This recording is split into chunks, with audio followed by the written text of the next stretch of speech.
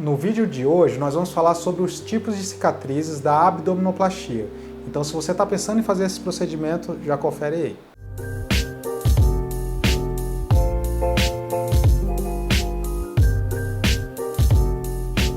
Olá, meu nome é Adilson Farpeira, sou cirurgião plástico e neste canal nós falamos sobre os principais assuntos envolvendo cirurgia plástica e procedimentos estéticos. Então se você se interessa nesse tipo de assunto, não esqueça de dar o seu joinha nesse vídeo e se inscreva no canal. Nós temos basicamente 4 principais tipos de cicatrizes na abdominoplastia. A gente tem a cicatriz da mini abdominoplastia, a gente tem uma cicatriz da abdominoplastia clássica, a gente tem a cicatriz da abdominoplastia em âncora e também a gente tem a cicatriz da abdominoplastia reversa. Então eu vou explicar para vocês cada uma dessas. A mini abdominoplastia ela é indicada para aqueles pacientes que têm pouca flacidez de pele. Às vezes pacientes que tiveram uma gestação, ou pacientes que às vezes emagreceram muito, engordaram e emagreceram e tem um pouquinho só de flacidez. Então a gente costuma tirar às vezes, apenas um fuso de pele embaixo do umbigo, ali na região pubiana, mais ou menos nas mulheres, aí, onde fica a região da cicatriz cesariana. Ela é uma cicatriz um pouco maior do que a cicatriz cesariana. Claro que isso vai depender muito ali da quantidade de pele que a gente vai tirar. E a gente sempre associa, tá, gente? Até na mini abdominoplastia, na grande, imensa maioria dos casos, a gente associa uma lipoaspiração e a correção também da diástase, que é o afastamento da musculatura. Então, mesmo sendo uma mini abdominoplastia, ficando com a cicatriz um pouco mais reduzida, essa cirurgia não necessariamente ela é menor do que uma abdominoplastia, porque a gente faz todo aquele tratamento ali por dentro, de hérnia umbilical, se tiver, de tratamento de diástase e de lipoaspirações também. O segundo tipo de cicatriz é o da abdominoplastia clássica. Então, já na abdominoplastia clássica, o paciente tem essa cicatriz que fica na região pubiana, na região da cesariana, indo até os 2 ossinhos e também em volta do umbigo. Lembrando que toda vez que a gente vai fazer essa cirurgia, a gente também corrige a diástase, corrige as hérnias umbilicais se tiver, e também, geralmente, em 90% dos casos ou mais, a gente faz também complementações com lipoaspiração. O terceiro tipo de cicatriz é a cicatriz que a gente chama de cicatriz em âncora. Essa cicatriz ela já é utilizada para casos mais graves.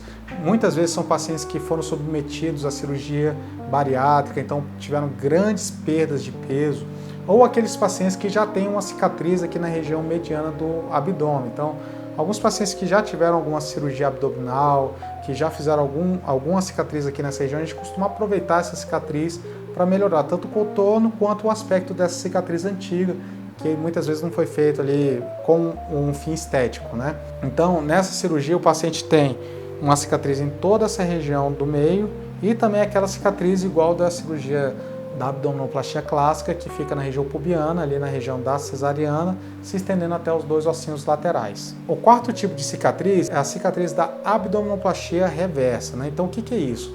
Alguns pacientes, muitos deles que já realizaram a abdominoplastia clássica no passado ou que não tem tanta flacidez aqui nessa região inferior, eles continuam com a flacidez aqui nessa região que está acima do umbigo. Então, muitas vezes a gente pega essa flacidez e puxa para cima. E aí resulta numa cicatriz que fica aqui no sulco inframamário, Então, naquela região do sulco mamário, ela fica escondida ali, a depender do tamanho da flacidez. Essas cicatrizes elas podem se juntar aqui na linha do meio, ou elas podem ficar só embaixo da mama mesmo, que fica um resultado bem discreto e com a cicatriz muito escondida ali naquela região. A recuperação dessas cirurgias todas, elas são muito semelhantes uma com as outras. Então, é importante que a paciente no primeiro momento, ali nos primeiros 15 a 20 dias, ande um pouco encurvada e também durma um pouco encurvada para que não aumente a tensão na nossa cicatriz ali embaixo. Após esse período de 15 a 20 dias, o paciente começa a andar um pouco mais reto e aí ele pode começar a voltar às suas atividades normais, uma caminhada leve, uma academia, geralmente após 30 dias. E é importante que o paciente mantenha-se longe de alguns exercícios, como abdominal, agachamento, leg press, alguns exercícios que vão forçar mais a barriga, ali por um período de 3 meses aproximadamente, que é quando as nossas costuras ali na musculatura, da correção da diástase, eles já estão bem cicatrizados. O resultado dessas cirurgias costumam ser muito satisfatórios, principalmente em relação à retirada do excesso de tecido, tanto de pele quanto de gordura. Então costumam deixar as pacientes muito satisfeitas. Claro que a cicatriz, ela depende de uma série de fatores que a gente não controla todos eles. Então depende da cicatrização do organismo, depende dos cuidados do paciente, depende também dos nossos cuidados na hora de estar executando ali a cirurgia e os pontos. Mas, de qualquer forma, na grande maioria dos pacientes, essa cirurgia ela costuma evoluir muito bem, essa cicatriz costuma evoluir muito bem, ficando muito pouco perceptível aí ao longo dos meses e de alguns anos também. Ou seja, elas jogam o corpo delas para trás para realinhar o centro de gravidade delas. Quando a gente coloca todo esse conteúdo abdominal para dentro e costura a musculatura lá, ela vai ter mais firmeza aqui na região central do abdômen, vai ficar mais reto e com isso ela consegue regularizar também a postura dela, melhorando a lordose lombar e também melhorando a capacidade dela de se mover e de se exercitar também. Se você gostou desse vídeo, não esqueça de dar seu joinha, se ficou alguma dúvida, deixe seus comentários aqui embaixo que a gente responde, se inscreva no canal e nos vemos nos próximos vídeos.